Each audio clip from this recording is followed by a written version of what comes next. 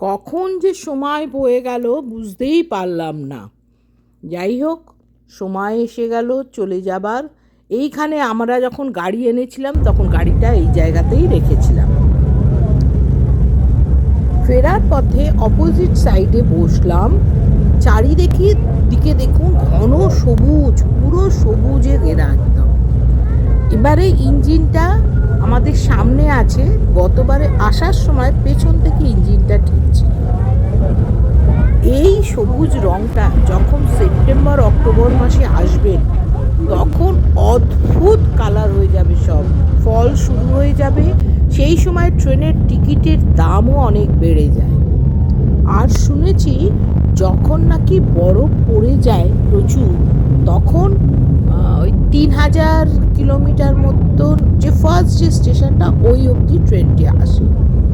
কি কেমন লাগলো?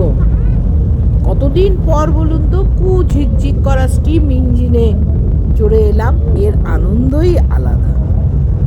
আপনারা ভালো থাকবেন, ভালো লাগলে লাইক কমেন্ট শেয়ার অতি অবশ্যই করবেন। আর এই দেখুন আমরা এখন নেমে চলে এসেছি